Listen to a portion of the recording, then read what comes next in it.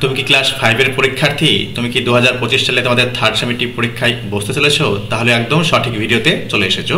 দেখো, এই ভিডিওর মাধ্যমে আজ আমি আলোচনা করতে চলেছি তোমাদের ক্লাস 5 এর থার্ড সেমিস্টার পরীক্ষার সাজেশন নিয়ে। তো চলো কথা না বাড়িয়ে শুরু করা যাক। দেখো, তোমাদের থার্ড সেমিস্টার পরীক্ষার যে মার্কস সেটা থাকবে 50 মার্কস এবং সময় থাকবে 1.5 ঘন্টা বা 1 ঘন্টা 30 মিনিট। ঠিক আছে? দেখো, একের দাগে খেয়াল করো, একের দাগে কিন্তু তোমাদের টেক্সট থেকে, অর্থাৎ যে তোমরা টেক্সট বইটা পড়েছো সেই বই থেকে কিন্তু এইভাবে কিন্তু কিছু লাইন তুলে দেওয়া হবে এবং তার রেসপেক্টে তোমাকে প্রশ্ন জিজ্ঞেস করা হবে। যেহেতু তোমরা এই টেক্সটটি অলরেডি পড়েছো, আমি আর কিন্তু পড়ছি না। ঠিক আছে? একদম প্রশ্নোত্তর পর্বে হাজির হচ্ছি। দেখো, প্রথমেই রয়েছে এতে complete the following sentences with the information from the text, অর্থাৎ যে টেক্সট আমরা পড়লাম সেই টেক্সট থেকে তথ্য নিয়ে কিন্তু ফিল আপ করতে হবে। এই প্রসঙ্গে বলতে চাইবো, যতটুকু পোর্শন লেখা রয়েছে দেখো, সেন্টেন্সটা কিন্তু আগে রুল পেন্সিল দিয়ে দাগ দিতে হবে। ঠিক আছে?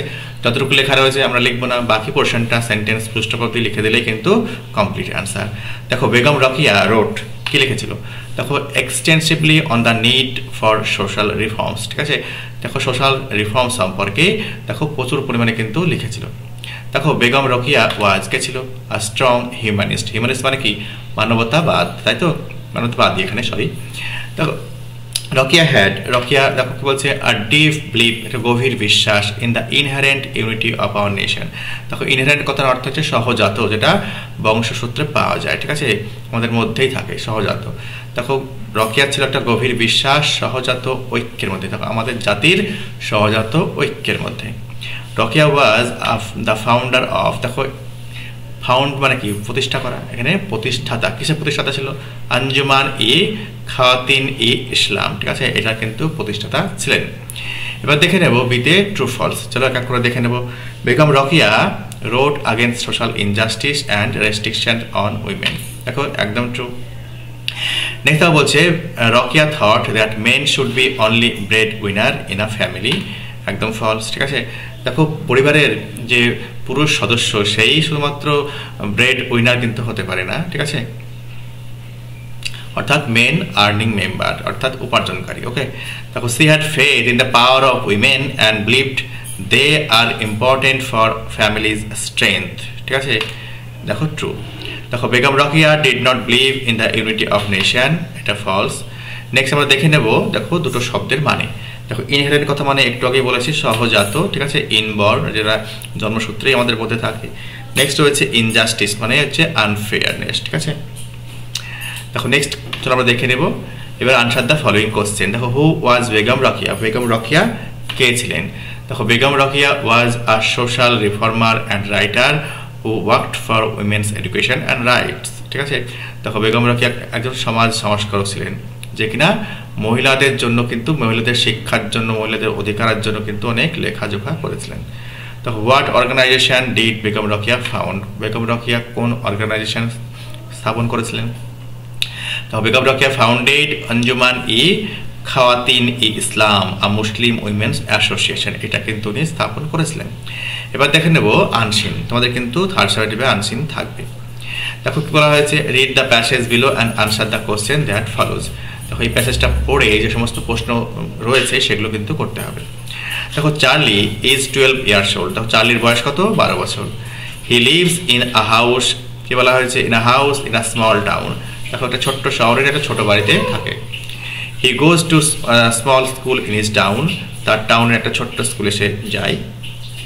His favourite subject in science. দেখো, ইজ সায়েন্স। দেখো, এটা কিন্তু তার যে প্রিয় যে সাবজেক্ট সেটা হচ্ছে সায়েন্স। দেখো, হিজ সায়েন্স লেসন আর ফান। তার যে বিজ্ঞান যে পড়া সেটা তার কাছে মজার মনে হয়। He wants to be a scientist and or a doctor. সে একজন বিজ্ঞানী অথবা একজন ডাক্তার হতে চায়। কি বলছে? He always does his science homework and he thinks it is easy. সে সবসময় কিন্তু বিজ্ঞানের যে কাজ, বাড়ির কাজগুলো থাকে সেগুলো করে এবং সেগুলো কিন্তু সে ভাবে অত্যন্ত সোজা। দেখো, he sometimes does experiment at home. দেখো, মাঝে মাঝে কখনো কখনো সে কিন্তু এক্সপেরিমেন্ট মানে অর্থাৎ পরীক্ষা নিরীক্ষা কিন্তু বাড়িতেই চালায়। He did not go to school last week. দেখো, গত সপ্তাহে কিন্তু স্কুলে যায়নি। His class went to London. তো ক্লাস বলতে এখানে ক্লাসের স্টুডেন্টদেরকে বলা হয়েছে বা ক্লাসমেটসদেরকে বলা হয়েছে। ঠিক আছে? দেখো, his class went to London. তো ক্লাসের সমস্ত বন্ধুরা বান্ধবীরা কোথায় গিয়েছিল? লন্ডনে গিয়েছিল। দে ভিজিটেড, দে বলতে ক্লাসের এই যে ফ্রেন্ডসরা, দ্য সায়েন্স মিউজিয়াম, তারা কিন্তু বিজ্ঞানের যে মিউজিয়াম ছিল বা জাদুঘর সেটা কিন্তু দেখেছিল। In the morning they saw some dinosaur skeletons, দেখো সকালবেলায় তারা কিন্তু ডাইনোসরের কিন্তু কঙ্কাল দেখতে পেয়েছিল। স্কেলিটন কথার অর্থ হচ্ছে কঙ্কাল। দে হ্যাড লঞ্চড অ্যাট, কি বলছে, অ্যাট মিউজিয়াম, তারা কিন্তু একটা মিউজিয়াম লঞ্চ করেছিল। Charlie had a burger and milk shake, দেখো চার্লি কিন্তু খেয়েছিল, দেখো হ্যাডটা এখানে দেখো খাওয়া অর্থে ইউজ হয়েছে, দেখো খেয়েছিল পাঁচটা লেখা রয়েছে। ওকে, দেখো কি বলছে, মিল্ক শেক আর বার্গার খেয়েছিল। In the afternoon they made a famous scientist, দেখো বিকেলবেলায় তারা কিন্তু একজন বিখ্যাত তোমার সায়েন্টিস্টের সঙ্গে কিন্তু তাদের দেখা হয়েছিল। আর নেম ওয়াজ জেন গুডওয়াল, ঠিক আছে, কি বলছে তার নেম অর্থাৎ ওই সায়েন্টিস্টের নেম ছিল জেমস গুডওয়াল, ঠিক আছে। ওয়েন সি ওয়াজ ইয়াং, অর্থাৎ এই যে সায়েন্টিস্ট যখন কিন্তু যুবতী ছিলেন, সি লিভড ইন আফ্রিকা, সে আফ্রিকায় থাকতেন, অ্যান্ড স্টাডিজ শিম্পাঞ্জিজ, এবং শিম্পাঞ্জি সম্পর্কে কিন্তু পড়াশোনা করেছিলেন। দেখো সি ওয়াজ ভেরি ইন্টারেস্টিং, উনি কিন্তু যথেষ্ট আগ্রহী ছিলেন। Charlie took a photo of Jane with his mobile phone, দেখো চার্লি কিন্তু তার মোবাইল ফোনের সাথে মানে ইউজ করে জেনের সাথে একটা ফটো নিয়েছিল বা সেলফি নিয়েছিল। He had a great day, তার দিনটা কিন্তু খুব সুন্দর কেটেছিল।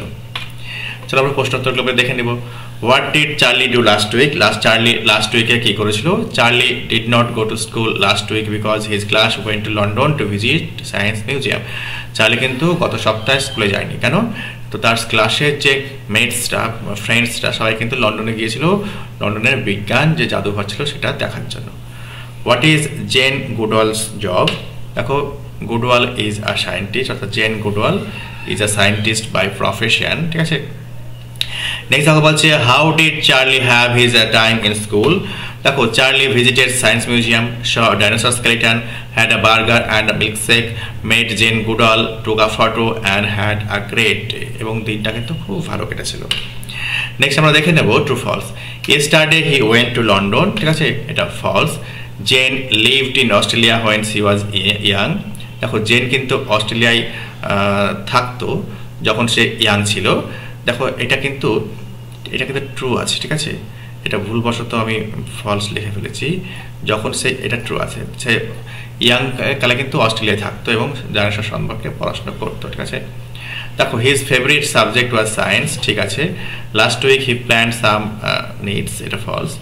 এবার দেখে নেব, দেখো ওয়ার্ড ফাইন্ডিং, ঠিক আছে, প্যাসেজ থেকে যে আমরা পড়েছি কতটা বুঝতে পেরেছি সেই মানেগুলো আমাকে টেস্ট করছে, এই মানেগুলো বলার সামনে।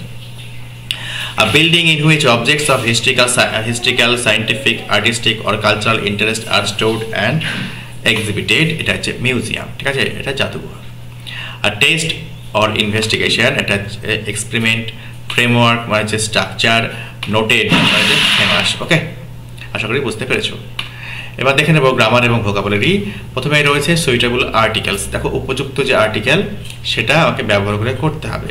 মাই গ্র্যান্ডফাদার গেভ মি, দেখো এখানে এ হবে, এ 1 রুপি নোট, দেখো ও এর উচ্চারণ যদি ওয়া হয় তাহলে অ্যান হবে না, অ্যান না হয়ে এ হবে, বুঝতে পারলাম? ও এর উচ্চারণ যদি ও না হয়, ঠিক আছে, যদি ওয়া হয় ওয়া, ঠিক আছে, তাহলে অ্যান হবে না, এ হবে। দেখো নেক্সট বলছে my father is an M A, দেখো এমটা উচ্চারণ করতে গেলে এ আসছে, তাই তো, অ্যান এম এ আসছে, তাই জন্য কিন্তু অ্যান হয়েছে। ওকে, নেক্সট দেখো বলছে the lotus is a beautiful flower, lotus মানে কি? পদ্ম, ঠিক আছে। হি ইজ বলছে অ্যান অনেস্ট ম্যান, দেখো অ আসছে উচ্চারণ, ঠিক আছে, ওই জন্য অ্যান হয়েছে। নেক্সট আমরা দেখে নেব প্রেজেন্ট কন্টিনিউয়াস টেন্সের ব্যবহার করে আমাদের কিন্তু এগুলি ফিল আপ করতে হবে। দেখো where are you meeting Ravi next week, দেখো এটা প্রশ্নবোধক বাক্যে রয়েছে, ওই জন্য কিন্তু দেখো এই যে ভার্বটা কিন্তু সাবজেক্টের আগে দিতে হয়েছে। বলছে তুমি নেক্সট উইকে কখন রবির সঙ্গে দেখা করছো? দেখো Varun is walking to school right now, দেখো এখন কিন্তু বরুণ হাঁটছে। ওকে, দিয়ে কোথায় যাচ্ছে? স্কুলের দিকে যাচ্ছে। ওকে, দেখো Rubina is not going to Kolkata next week, দেখো আগামী সপ্তাহে রুবিনা কিন্তু কলকাতায় যাচ্ছে না। এবার দেখে নেব কারেক্ট প্রিপোজিশন ব্যবহার করে, ঠিক আছে, যে ডটেড পোর্শনগুলো রয়েছে সেটা ফিল আপ করতে হবে। The weather is cold in December, ঠিক আছে, এখানে ডিসেম্বরের মাসের আগে ইন হয়ে যাবে। Okay, I have been living in Baharampur, দেখো এখানে সিন্স হবে, সিন্স 2018 থেকে দেখো আমি এখানে বাস করছি। দেখো সিন্সটা এখানে প্রিপোজিশনের অর্থে ব্যবহার হয়েছে। দেখো this book belongs to me, অর্থাৎ বিলং এর পরে কিন্তু টু হয় প্রিপোজিশন, ঠিক আছে, এই বইটা আমার। ওকে, নেক্সট আমরা দেখে নেব উপযুক্ত অ্যাডভার্ব ব্যবহার করে, যেটা পোর্শনগুলি রয়েছে ব্ল্যাঙ্ক সেগুলি ফিল আপ করবো। দেখো রিড দ্য বুক, দেখো অ্যাটেন্টিভলি, বইটা মনোযোগের সঙ্গে পড়ো। দ্য সোলজার ফট ব্রেভলি, ওকে, দেখো সৈনিকরা খুব সাহসের সঙ্গে লড়াই করেছিলেন। দ্য কি বলছে, the employee came late to his office, দেখো লেটটা এখানে adverb. This family has shifted recently, দেখো রিসেন্টলিটা এখানে অ্যাডভার্ব। ওকে, দেখো অ্যাডজেক্টিভের সঙ্গে যখন এলা যুক্ত থাকবে তখন অ্যাডভার্ব হয়, ঠিক আছে। আর দেখো যদি নাউনের সঙ্গে এলা যুক্ত হয় তাহলে কিন্তু অ্যাডজেক্টিভ হয়। ওকে, এবার দেখে নেবো রাইটিংয়ে কিন্তু তোমাদের ভিভিয়ান যে হেনরি লুই ভিভিয়ান ডিরোজো রয়েছে, এটা কিন্তু অত্যন্ত গুরুত্বপূর্ণ, পরীক্ষায় এবার আসছেই, ঠিক আছে, ভালো করে রেডি করে নেবে। এই হিন্টসগুলি চাইলে তুমি ব্যবহার করতে পারো। দেখো হেনরি লুই ভিভিয়ান ডিরোজিও, দেখো উচ্চারিত লুইস নয়, হেনরি লুই ভিভিয়ান ডিরোজিও, ব্র্যাকেটের মধ্যে জন্ম আর মৃত্যুর সে সাল ডেট দিয়ে দেওয়া হয়েছে। ওয়াজ বর্ন কি বলছে in Entally Kolkata to Francis Derozio and Sophie John. Okay, দেখো বলছে ভিভিয়ান ডিরোজিও জন্মেছিল কোথায় না, তো কলকাতার এন্টালিতে। দেখো কি বলছে ফ্রান্সিস ডিরোজিও এবং সফি জনসনের ঘরে বা কোলে বলতে পারো। আর ব্রিলিয়ান্ট স্টুডেন্ট, দেখো ডিরোজিও কিন্তু একটা ব্রিলিয়ান্ট স্টুডেন্ট ছিল, একদম মেধাবী স্টুডেন্ট ছিল। হি স্টাডিড অ্যাট ডেভিড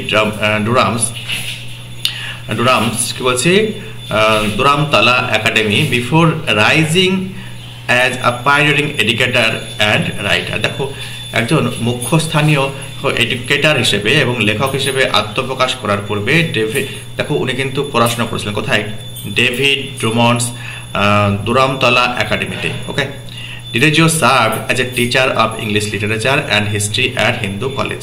দেখো ডিরোজিও কিন্তু একজন ইংরেজি এবং ইতিহাসের অধ্যাপক হিসেবে হিন্দু কলেজে কিন্তু কাজ করতেন, ঠিক আছে।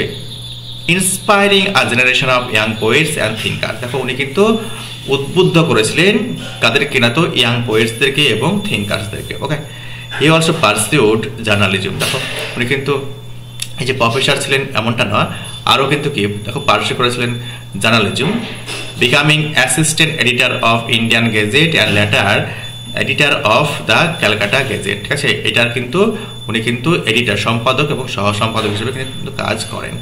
দেখো the east India, the Bengal animals, এগুলোতে কিন্তু এডিটর হিসেবে কিন্তু বা সম্পাদক হিসেবে কিন্তু উনি পরে কাজ করেন। হিজ নোটেবল ওয়ার্কস ইনক্লুড, দেখো তার যে উল্লেখযোগ্য যে ওয়ার্কস সেগুলোর মধ্যে কি রয়েছে, to India, my native land, এগুলো, the harp of India and the fakir of Jungheera, এগুলো। হি ডায়েড কি বলছে on December 26, 1831 at the age of 22। দেখো উনি কিন্তু মারা যান বা এই জগতের মায়া ত্যাগ করে চলে যান 1831 সালের 26শে ডিসেম্বর, ঠিক আছে, যখন তার বয়স কিন্তু শুধুমাত্র 22 বছর ছিল। দেখো living and lasting impact of Indian romanticism, দেখো ভারতীয় যে রোমান্টিসিজম তার উপর কিন্তু একটা বিশেষ প্রভাব ছেড়ে। ওকে, নেক্সট আমরা দেখে নেব right 6 sentences about your school. এখানে ইয়োর স্কুল হবে, ঠিক আছে, ভুলবশত ইয়োরটা হয়নি, মানে টাইপ করতে ভুলে গিয়েছি, ঠিক আছে, এখানে ইয়োর স্কুল হবে। ওকে, তোমার স্কুল সম্পর্কে লিখতে বলা হয়েছে। দেখো the name of my school is, এখানে কিন্তু তোমাদের নিজের স্কুলের নাম কিন্তু দিবে, এখানে আমি একটা কাল্পনিক একটা নাম দিয়েছি, ঠিক আছে। The name of my school is Ruganpur high school. My school is a big and beautiful place, আমার স্কুলটা বড় এবং সুন্দর একটা জায়গা। It has a large playground where we play football and cricket, বলছে আমাদের স্কুলের একটা বিশাল বড় একটা প্লেগ্রাউন্ড রয়েছে যেখানে ফুটবল ক্রিকেট আমরা খেলি। The classrooms are bright and colourful, classroom খুব উজ্জ্বল এবং কালারফুল, ঠিক আছে, রঙিন। And the teachers are friendly, শিক্ষকরা অত্যন্ত বন্ধুত্বপূর্ণ। দেখো we have a library filled with many books to read, দেখো আমাদের কিন্তু লাইব্রেরি রয়েছে যেটাতে কিন্তু দেখো প্রচুর বইয়ের ঠাসা রয়েছে, যেটা আমরা যে বইগুলো আমরা ব্যবহার করি বা পড়ি। Our school organises fun activities and sports competition, দেখো স্কুলে কিন্তু বিভিন্ন মজার যে কার্যকলাপগুলো হয় এবং কিন্তু খেলাধুলো কিন্তু আয়োজিত হয়। দেখো I enjoy learning new things everyday, দেখো আমি কিন্তু উপভোগ করি প্রতিদিনই নতুন কিছু শেখার। দেখো মাই school is a like second home to me, দেখো আমার স্কুল হচ্ছে আমার কাছে একটা দ্বিতীয় বাড়ি, ঠিক আছে। দেখো এই হচ্ছে ভিডিও, ঠিক আছে। আশা করি তোমাদের ভিডিওটি ভালো লেগেছে। যদি ভালো লেগে থাকে একটা লাইক দিও, সাবস্ক্রাইব করে অবশ্যই আমার পাশে থেকো। তোমরা কিন্তু অবশ্যই রেডি করে নেবে। দেখো আরও কয়েকটা কিন্তু এই সেট রয়েছে প্রশ্ন উত্তরের, সেগুলো কিন্তু তোমরা দেখে নেবে। তাহলে কিন্তু আমি 100% শিওর তোমরা 100-এ 100% কমন পেয়ে যাবে। ভালো থেকো, সুস্থ থেকো।